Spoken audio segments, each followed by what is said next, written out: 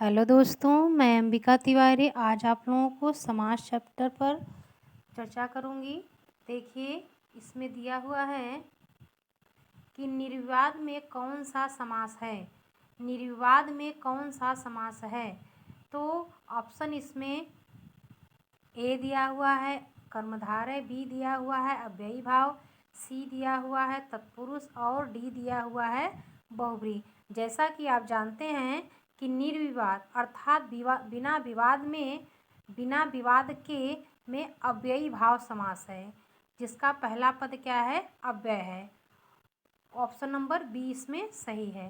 दूसरा देखिए, तुलसी कृत में कौन सा समास है, तो ऑप्शन नंबर ए दिया हुआ है अव्ययी भाव समास, बी तत्पुरुष समास, सी द्वंद्व समास, डी बहुब्रीहि समास। इसमें जो है तुलसी कृत में प्रथम खंड मात्र विशेषण है और उत्तर पद प्रधान है। तुलसी द्वारा बनाया गया में कारक चिन्ह लोप होने के यहाँ तृतीया तत्पुरुष करण का तत्पुरुष समास है, तो इसमें ऑप्शन नंबर बी तत्पुरुष समास सही है। क्वेश्चन नंबर 3 देखिए, निम्न में से तत्पुरुष समास को पहचानिए। इसमें तत्पुरुष समास पहचानने के लिए कहा गया है, तो ऑप्शन नंबर ए है रसोई घर, बी है त्रिभुवन, सी है नवयुवक और डी है सीताराम। तो इसमें ऑप्शन नंबर ए सही है, जो कि रसोई घर में तत्पुरुष समास है, जिसे चतुर्थी तत्पुरुष कहा जाता है। रसोई घर अर्थात रसोई के लिए घर।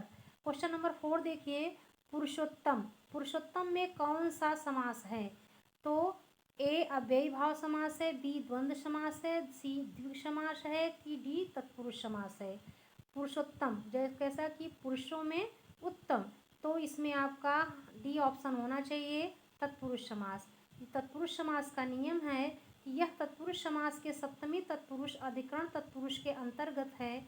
जिस समास में अंतिम पद प्रधान होता है तत्पुरुष समास कहलाता है।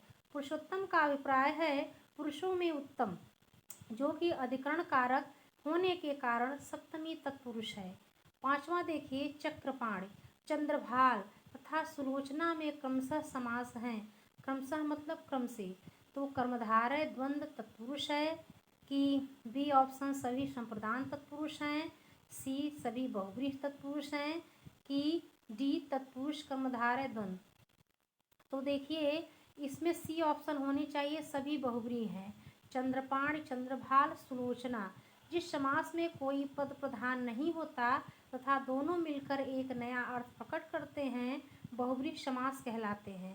जैसे चक्रपाणि, तो चक्र है जिसके पाणि में अर्थात विष्णु। चंद्रभाल, चंद्र है जिसके भाल पर अर्थात शंकर। सुलोचना, सुंदर है लोचन जिसके अर्थात मेघनाद की पत्नी। चलिए क्वेश्चन नंबर 6 देखिए, निम्न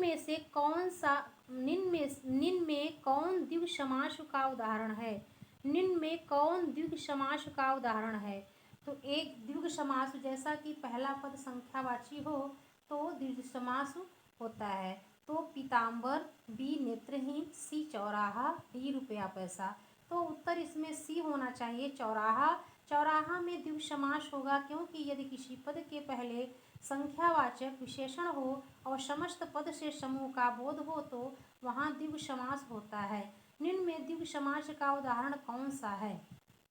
द्विगु समास का उदाहरण, जैसा कि इसका पहला पद जो है संख्यावाची नवरत्न है कि बी लेन देन है कि सी ऑप्शन नीलकंठ है कि डी ऑप्शन यथाशक्ति है।